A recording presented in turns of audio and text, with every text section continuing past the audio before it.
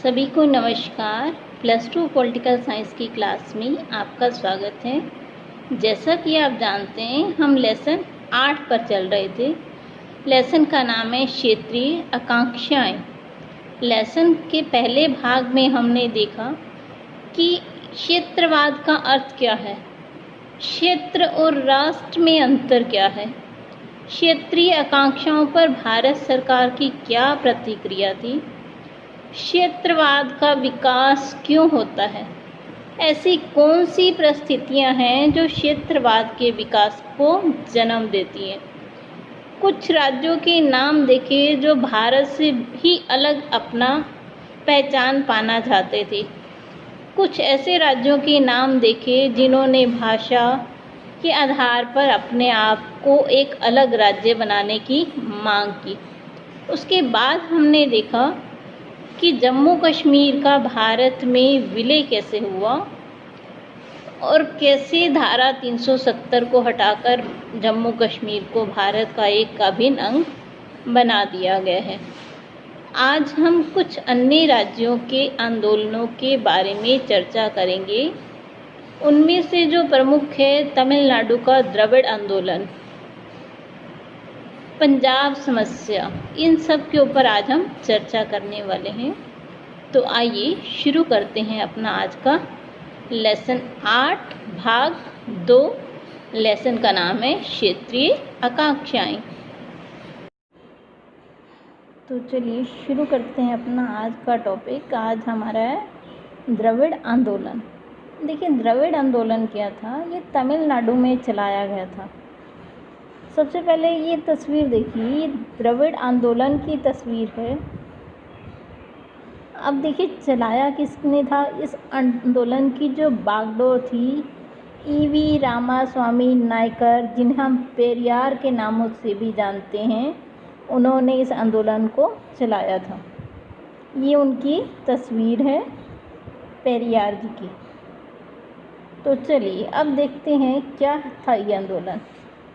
इसमें एक बेहद लोकप्रिय नारा दिया गया था। ये नारा आपको हिंदी में कन्वर्ट कर दिया गया है। उत्तर हर दिन बढ़ता जाए, दक्षिण दिन दिन घटता जाए। इन लोगों की शिकायत थी कि जो उत्तरी भारत के राज्य हैं जैसे हरियाणा, पंजाब, हिमाचल, यहाँ पर विकास तेज़ी से हो रहा है, और जो दक्षिणी राज्य हैं नीचे तमिलनाडु, केरल, कर्नाटक, इनमें विकास धीमी गति से हो रहा है। तो इस आंदोलन में जो बेहद लोकप्रिय नारा था वो यही था, उत्तर हर दिन बढ़ता जाए, दक्षिण दिन दिन घटता जाए। तो इस आंदोलन में क्षेत्रीयवाद की भावनाओं को प्रबल अभिव्यक्ति मिली। इस आंदोलन का नेतृत्व रामास्वामी पेरियार जी ने किया। ये आंदोलन कभी सशस्त्र आंदोलन की राह पर नहीं गया, शांतिपूर्ण किया गया एक आंदोलन था। पेरियार जी को खूब लोकप्रियता मिली तो उन्होंने एक राजनीतिक संगठन बनाया द्रविड़ कशगम के नाम से। यह संगठन ब्राह्मणों के वर्चस्व का विरोध करता था। ये जितने भी पंडित वगैरह हैं ये उनके वर्चस्व का विरोध करते थे। पेरियार जी ये मूर्ति पूजा में विश्वास नहीं रखते थे, किसी भी पंडित के बताए हुए रीति रिवाज इत्यादि में इनकी कोई आस्था नहीं थी। ये उनके कट्टर विरोधी थे। तो जो ये आंदोलन था मुख्य रूप से उत्तर भारत की राजनीतिक, आर्थिक और सांस्कृतिक प्रभुत्व को नकारता था। देखिए जो आरंभ में ये आंदोलन है वो दक्षिण भारतीयों की बात को रखने के लिए कहा गया, लेकिन जो सभी राज्य थे दक्षिण भारत के उनका समर्थन इन्हें नहीं मिला, इसीलिए ये सिर्फ तमिलनाडु तक ही सीमित रह गया। उसके बाद जो द्रविड़ कशगम संगठन था वो 2 धड़ों में बट गया।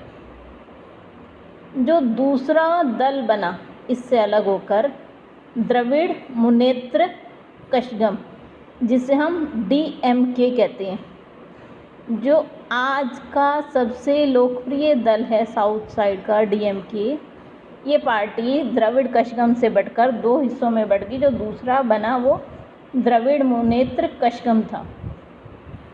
तो इन्होंने 3 सूत्रीय आंदोलन किया। इनकी 3 मांगे थी मेनली। पहली मांग, एक काला कुंडी रेलवे स्टेशन था जिसको नया नाम दे दिया गया था डालमियापुर, उसे निरस्त करके ये उसका पुराना नाम ही वापस मांग रहे थे। जो इनकी दूसरी मांग थी वो ये थी कि स्कूलों में तमिल संस्कृति को महत्व दिया जाए उनके पाठ्यक्रम में।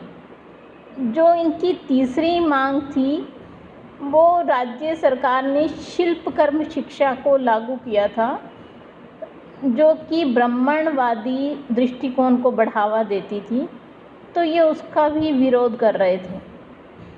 इनकी ये 3 मांगें थी जो ये सरकार से पूरी करने के लिए दबाव बना रहे थे। और डीएमके ने एक और आंदोलन चलाया 1965 में। वो हिंदी को राष्ट्रभाषा का दर्जा देने के विरोध में था, क्योंकि ये लोग नहीं चाहते थे हिंदी को राष्ट्रभाषा बनाया जाए।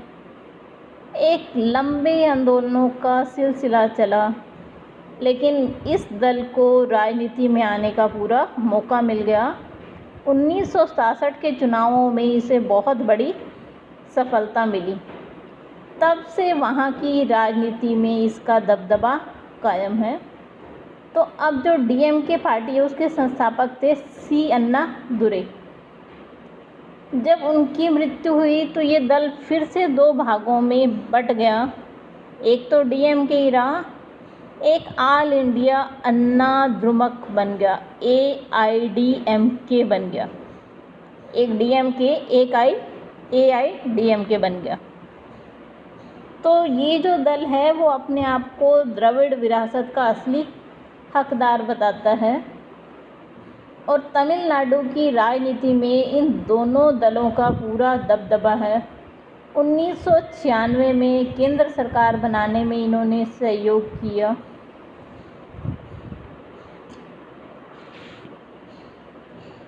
उसके अलावा और भी क्षेत्रीय मुद्दों को लेकर ये समय समय पर पार्टी आगे आती रही है, जिससे तमिलनाडु की राजनीति में इस दल को प्रमुख स्थान प्राप्त हुआ। तो चलिए, ये तो हमने पढ़ा तमिलनाडु में द्रविड़ आंदोलन के बारे में कि द्रविड़ आंदोलन क्या था। मेनली ब्राह्मणों के खिलाफ पेरियार द्वारा चलाया गया एक आंदोलन था। उसके बाद हिंदी भाषा के विरोध में चला, हिंदी को राष्ट्रभाषा बनाने के विरोध में चला। और भी छोटी से जो इनकी 3 मांगें थी उन मांगों को मनाने के लिए। लेकिन देखिए, एक छोटे से संगठन के रूप में चलकर आज एक राजनीतिक दल में बदल गया है, और उस राजनीतिक दल का पूरे दक्षिण भारतीय राज्य तमिलनाडु में खूब प्रभाव है। तो चलिए, अब हम पढ़ेंगे पंजाब की समस्या के बारे में। पंजाब देखिए उत्तर भारत का एक महत्वपूर्ण राज्य है। इस राज्य की अधिकांश जनसंख्या सिख समुदाय से संबंधित है। 1966 में पंजाब राज्य का विभाजन कर हरियाणा और पंजाब नामक 2 राज्य बन गए। इससे पंजाब में जो अकाली दल है वो वहाँ का महत्वपूर्ण क्षेत्रीय दल है। अकाली दल की स्थापना 1920 में हुई थी। देखिए, जो अकाली दल है वो वहाँ का महत्वपूर्ण राजनीतिक दल है। अकाली दल ने जनसंघ के साथ मिलकर 1967 और 77 में पंजाब में अपनी सरकार बनाई, लेकिन उसका कांग्रेस से हमेशा ही मतभेद रहा है। 1980 में अकाली दल चुनाव हार गया तो उसने कांग्रेस के विरुद्ध आंदोलन चलाया और अपनी कुछ मांगें रखी। सबसे पहली मांग थी चंडीगढ़ को पंजाब की राजधानी बनाया जाए। दूसरी मांग थी जो दूसरे राज्य में पंजाबी भाषी क्षेत्र हैं उसे पंजाब में मिलाया जाए। पंजाब का औद्योगिक विकास किया जाए। बाखड़ा नंगल योजना पंजाब के नियंत्रण में हो। देश के सभी गुरुद्वारे शिरोमणि गुरुद्वारा प्रबंधक कमेटी के अधीन हो। धीरे धीरे 1980 में जब वहाँ पे सरकार चुनाव हार गई अकाली दल की, तो उन्होंने एक आंदोलन चलाया। आंदोलन था खालिस्तान को बनाने की मांग को लेकर, जिसमें सिख को अलग पहचान मिले। जल्दी से ही ये आंदोलन नरमपंथी लोगों के हाथों से निकलकर चरमपंथी हाथों। नरमपंथी लोग वो होते हैं जो शांति से अपनी किसी बात को मनवाने का प्रयास करते हैं, और चरमपंथी वो होते हैं जो कि शस्त्रों का प्रयोग करके, विद्रोह का प्रयोग करके अपनी बात को मनवाने का प्रयास करते हैं। ऐसे ही कुछ सिख स्वर्ण मंदिर में अपना मुख्यालय बना लिया, और उसमें स्वर्ण मंदिर को उन्होंने धीरे धीरे एक हथियारबंद किले में तब्दील कर दिया। जून 1984 को भारत सरकार ने ऑपरेशन ब्लू स्टार चलाया, जिसमें स्वर्ण मंदिर में सैन्य कार्यवाही की गई। इसमें उग्रवादियों को सफलतापूर्वक मारकर भगा दिया गया। स्वर्ण मंदिर को भी क्षति आई, जिससे सिख जो थे उनकी भावनाओं को आहत हुए और चोट पहुंची। तो जो भारत में अधिकतर सिख बसे थे, उन्होंने सैन्य अभियान को अपने धर्म विश्वास पर हमला बताया, और जिससे कि उग्रवादी और चरमपंथी समूहों को बल मिला। तो देखिए आगे हम चलते हैं। इससे देखिए ये न्यूज़पेपर की कटिंग है जो वहाँ पर सैन्य अभियान चलाया गया था। देखिए उसमें 250 टेररिस्ट मारे गए, और जो 59 सेना के जवान थे वो भी मारे गए, और अंत में यह अभियान ऑपरेशन ब्लू स्टार जो था वो ख़त्म हुआ। अब हम देखते हैं कि श्रीमती इंदिरा गांधी की हत्या। एक सिख अंगरक्षक जो कि इंदिरा गांधी जी का था, वो इस बात से बहुत आहत था, ये जो ऑपरेशन ब्लू स्टार चलाया गया था। तो 31 अक्टूबर 1984 के दिन उसने श्रीमती इंदिरा गांधी पर गोलियों से हमला कर दिया। इतना भयानक हमला था जिसमें श्रीमती इंदिरा गांधी जी की मृत्यु हुई।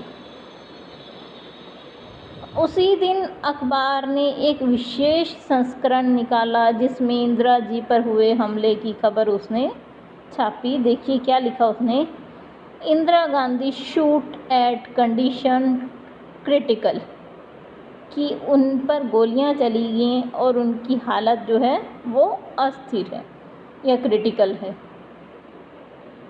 तो देखिए अब ये जो हमले इंदिरा गांधी जी पर हुआ, जिनमें उनकी मृत्यु हुई, उससे जो आम जनता थी या इंदिरा गांधी के जो समर्थक थे उनमें विरोध फैला। उन्होंने सिख विरोधी दंगे शुरू कर दिए। ये दंगे 1984 में हुए।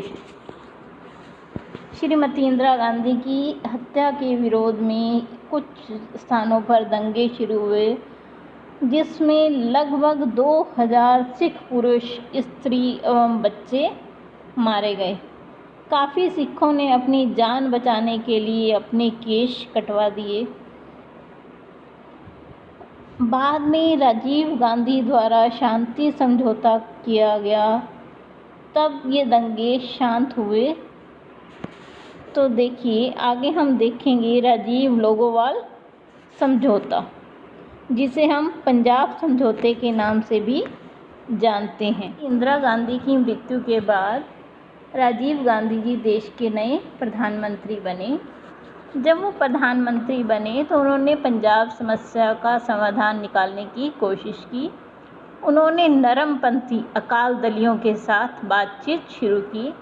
अकाली दल के अध्यक्ष हरचंद सिंह लोगोवाल जी थे, उनके साथ उन्होंने एक समझौता किया जिसे कि हम राजीव लोगोवाल समझौता या पंजाब समझौते के नाम से भी जानते हैं।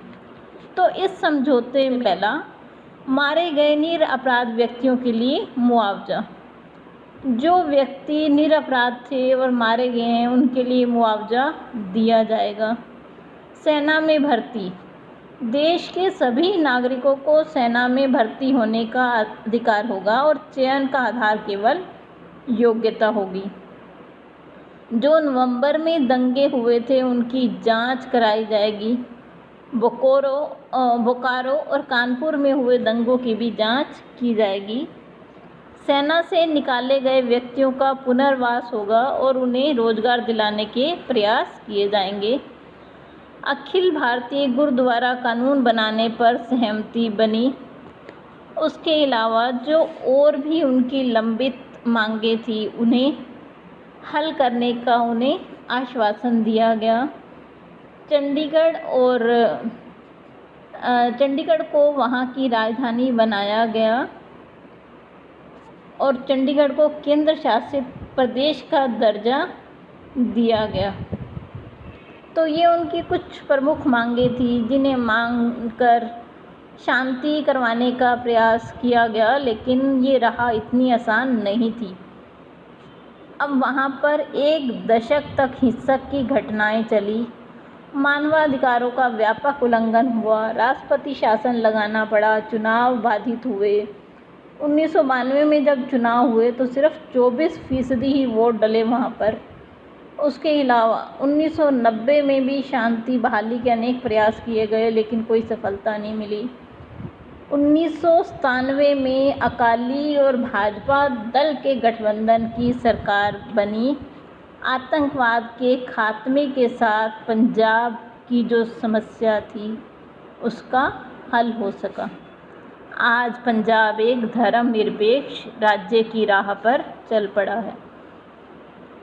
तो आइए इससे आगे का भाग, जो हमारे पूर्वोत्तर राज्य हैं उनमें कैसे क्षेत्रीय आकांक्षाएं की भावनाएं पैदा हुई, क्या मांगे थी उनकी, वो सारा हम अपने अगले भाग में करेंगे लेसन के।